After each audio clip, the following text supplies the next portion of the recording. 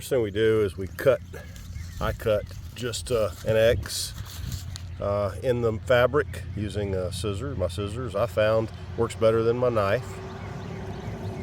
I like to go through and get all of the holes cut first.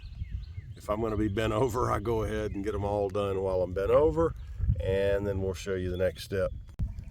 Okay, after that I toss out a couple of handfuls of good composted soil or vegetable soil that you might purchase.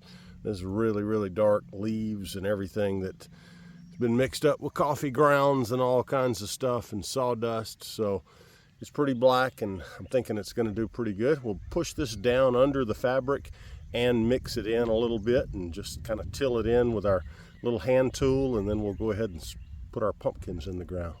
Okay, these are some I started from seed. There's 5 here that are actually almost root bound in these little cups. I've had them going for a while, so we're going to go ahead and get them in the ground and see if they'll take off. I've got one sitting by each place. We'll cultivate with our hand tool through the little hole and mix this good soil in with the bad soil underneath, and hopefully we'll get something going. We'll show you what it looks like here in just a second.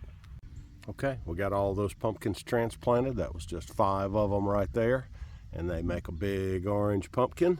We just basically used our scissors to cut a hole in the fabric. I actually just cut an X, and then work this other soil into the ground using a little cultivator hand tool and make room for the transplant and plant it straight in. I suppose you could also direct sow seeds if you like, but I have found if the fabric moves, things get slowed down when the seed winds up kind of off to the side and stunted from having to struggle through. So try to get your plants started inside, or get them going as seedlings and make them strong and then get them out. These were, again, kind of root bound and starting to yellow. I sprayed them with some dishwashing detergent along with a larger squash and things like that, and it kind of burned them a little bit, helping control the squash bugs. But I think these will be all right once they get out here and get some sunshine and plenty of rain.